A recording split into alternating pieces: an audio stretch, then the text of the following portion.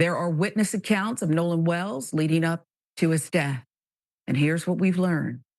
According to ABC News, witnesses told investigators that 18-year-old Nolan Wells had been drinking heavily with friends on Horn Island in Mississippi, according to a document with preliminary information from the Mississippi Department of Marine Resources.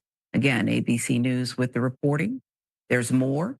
Police report from the Mississippi Department of Marine Resources said several friends that traveled to the island on the vessel with Nolan told authorities, quote, that when they left, he was in the company of an unknown female and that he chose to remain on the island.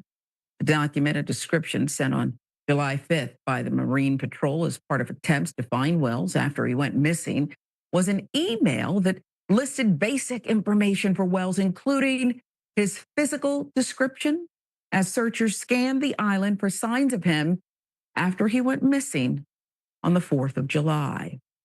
There's another document ABC News obtained, and it reinforced what friends told investigators about why Wells was not on the return trip on July 4th in the boat he took to Horn Island with his friend. A police report from the Mississippi Department of Marine Resources said several friends that traveled to the island on the vessel with Nolan told authorities that when they left, he was again in the company of an unknown female. He chose to remain. Friends have said they did not abandon Wells, but needed to return to shore because their boat was taking on water. ABC News obtained GPS data from the boat that Wells rode on to Horn Island. It showed the boat set off for the island around 9:56 a.m. July 4th, arrived at 11:14 a.m. The data showed the boat was stationary from that point until 4:30 p.m. At 4:31 p.m., the boat left Horn Island, moving slowly, no more than 4.2 knots for nearly 3 miles. And at 5:25 p.m., the boat regains normal operation with a speed of 30 to 35 knots. It arrived on shore about 20 minutes later, again, according to the data. The official autopsy report from the state medical examiner's office, the toxicology tests, still pending. A private autopsy commissioned by Wells' family preliminarily ruled his cause and manner of death as, quote, undetermined pending investigation. Authorities said they suspect Wells drowned. Jackson County Sheriff John Ledbetter said there was no initial indication of a crime, but he stressed that investigators were working diligently to determine exactly what occurred. Ledbetter also said the sheriff's office welcomed the family's independent investigation. So it is unknown why Nolan's phone had missing data. Mother Christine Wells Woonsley is making moves in court, though. She wants to get her hands on her late son's social media account. See the mother and son pictured there. TMZ obtained court documents filed by Christine on Tuesday. They reveal she fired off subpoenas to the companies behind Facebook, Instagram, WhatsApp, Life 360, Snapchat, and TikTok. During the search, Christine used Life 360 to track Nolan's phone and compared the location history between Snapchat and the tracking app, but found that the data did not match. The subpoenas request the social media companies turn over all materials and information related to Nolan's account. And those subpoenas also request all IP addresses tied to friend events on the account, information that identifies or may be used to identify any party messaging in a conversation with the account, all posts, stories, chats, messages, DMs, all photos, video recordings, contents, text files, GPS data, friend list history, other information stored. So that is a comprehensive list. That is a mother backed by counsel who is not leaving any stone unturned. She wants to know about his final conversations. She wants to know if somebody tampered with any of it, if somebody had access to any of it, if it changed, if there are things that were said that they don't yet know that are pertinent to this investigation and the death of her son. She wants all of it. That's not a problem. If you're a desperate mother who has lost her son and the information's not quite adding up, it could be that Nolan Wells drowned. Could be that he drowned and there's more to it.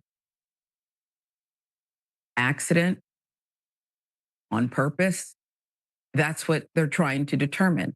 But not just that, what led up to his final moments. She wants to know what happened to her child. And the GPS and witness accounts and everything else all has to go into, well, we'll call it a data dump.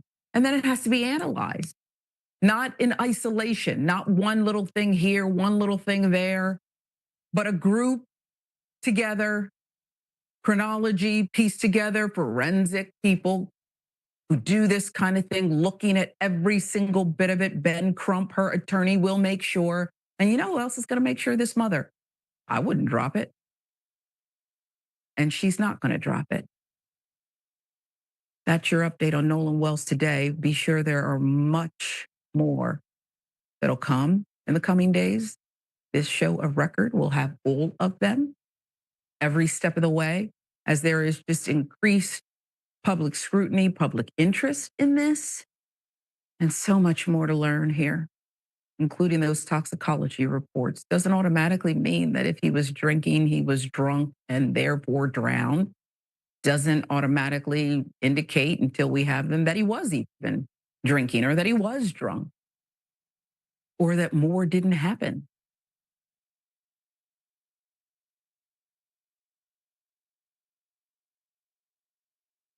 This case just got broken wide open. After you watch this video, ain't no denying what these boys did to Nolan Wells. Check this out. Between this boat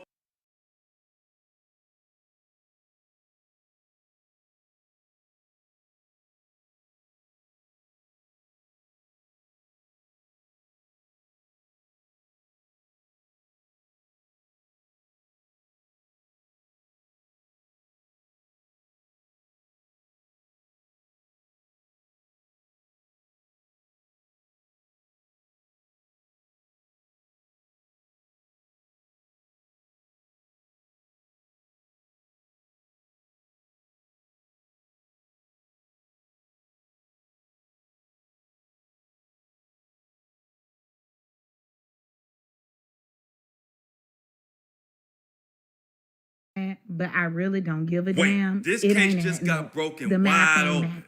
After you watch this video, ain't no denying what these boys did to Nolan Wells. Check this out. Between this boat, the rescue call, and the interview Warren did with Officer Tatum, Uncle Tom Tatum, it's over with. Check this out.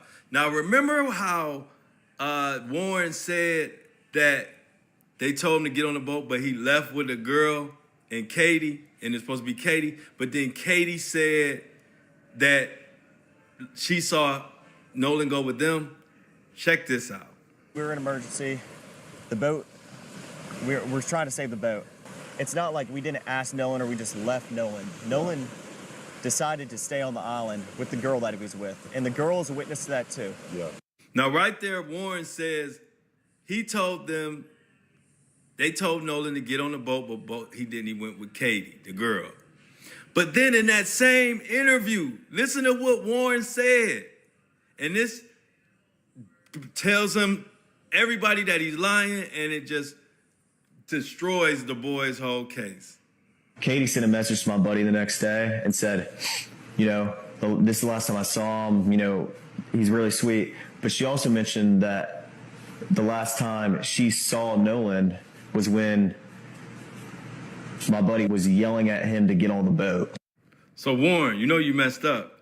You said out your own mouth that Katie told y'all, basically to y'all face, that the last time she seen Nolan was when y'all was yelling at him to get on the boat, which destroys your whole narrative that he went with her and that was it. He got on the boat, period. And we hearing this crazy distress call, and even allegedly, people I've heard in there that says, hey, what are you doing with that bark? You're going to step in a pool of blood. And in the interview, Warren said that he had got in to hook the boat or something. It ain't adding up, and I don't like it. What if I told you? Wait, this